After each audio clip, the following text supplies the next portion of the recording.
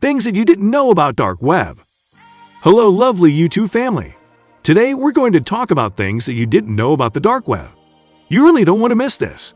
Dark web risks are becoming more deadly as a thriving dark web economy propels cybercrime to new heights, breaking records for phishing, hacking, and of course, ransomware.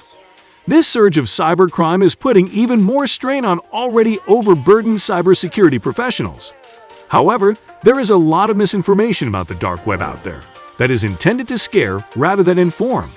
Let's cut through the hype with some hard data from the dark web. Is it better to be deep or dark? There is a distinction to be made between the deep web and the dark web. The clear web is the surface region that search engines like Google and Yahoo index, but the deep web is an area that search engines can't crawl for or index. To go even deeper, the dark web is a small section of the deep web that is purposefully hidden from discovery. What is the best way to get on the dark web? You can't get into the dark web using regular access techniques. The most popular option is to use the Tor network, which is an anonymous network made up of nodes that hides internet activities. To utilize Tor, you'll need the Tor browser, as well as an invitation to visit certain .onion domains on the dark web. What's this .onion domains? A .onion address is the product of onion networking, which uses low-latency communication to avoid traffic analysis and surveillance. Although onion networking is not a perfect solution for maintaining anonymity, it does assist in concealing who is interacting with whom.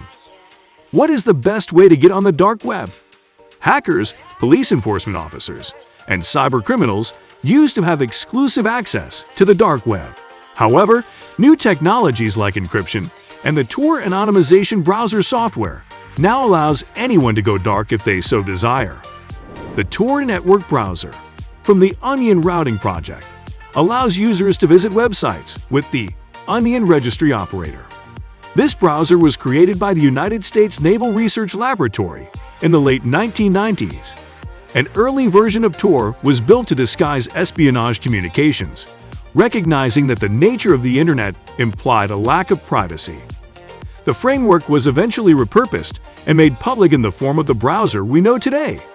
It is available for free download to anyone. Consider Tor to be a web browser similar to Google Chrome or Firefox. The Tor browser, for example, instead of choosing the shortest way between your machine and the deepest portions of the web, employs a random trail of encrypted servers known as nodes. This lets users access the deep web without fear of being followed or having their browsing history disclosed.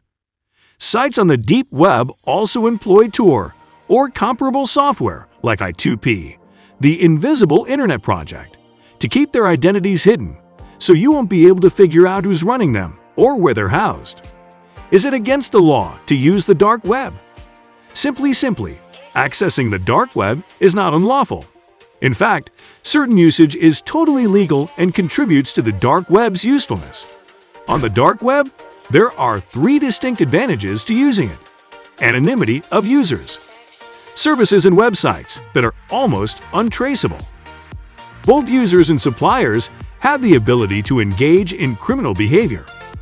As a result, the dark web has attracted a large number of people who would otherwise be at risk if they revealed their identities online.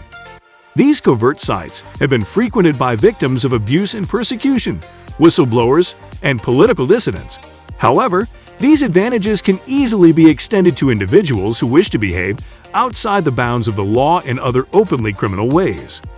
When viewed through this lens, the legality of the dark web is determined by how you interact with it as a user. For a variety of causes, including the protection of freedom, you may find yourself on the wrong side of the law. Others may act in ways that are illegal for the sake of others' protection and safety. Let's look at both of these topics in terms of the dark web browser and websites. Is it against the law to use Tor? Tor and other anonymous browsers are not strictly banned in terms of software. In truth, these so-called dark web browsers aren't restricted to this area of the internet. Many people now use Tor to surf the public internet, as well as the deeper portions of the web anonymously. In today's digital era, the Tor browser's privacy features are crucial. Unauthorized surveillance of online behavior is currently carried out equally by corporations and government agencies. Some people simply don't want government agencies, or even ISPs, to know what they're looking at online, while others have no option. Users in countries with tight access and user rules are frequently unable to view even public sites unless they utilize Tor clients or virtual private networks, VPNs.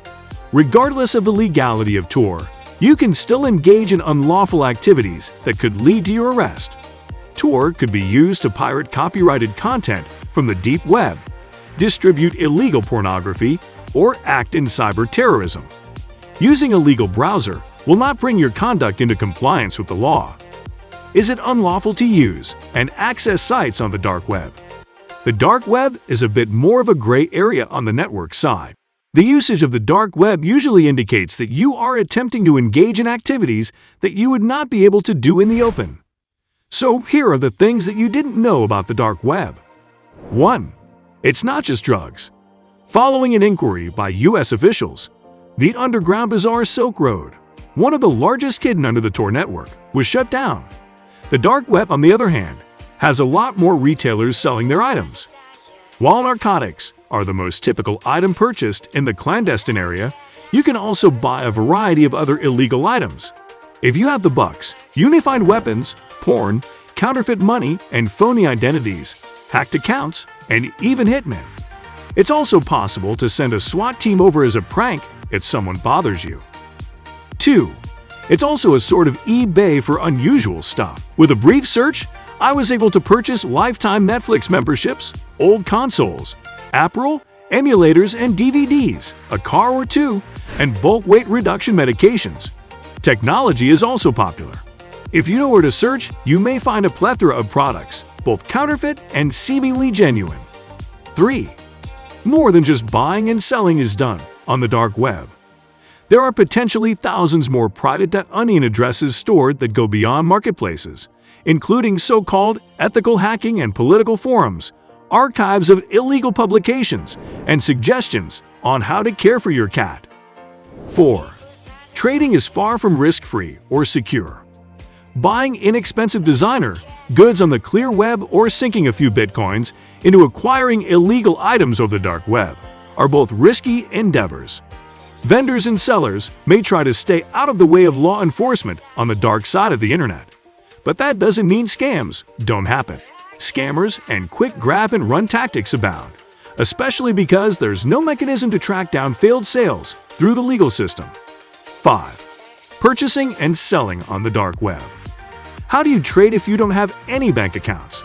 The most frequent way is virtual currency, which involves tumbling, a laundering procedure that breaks the link between a Bitcoin address that transmits virtual currency and the recipient in the goal of obscuring a user's identity.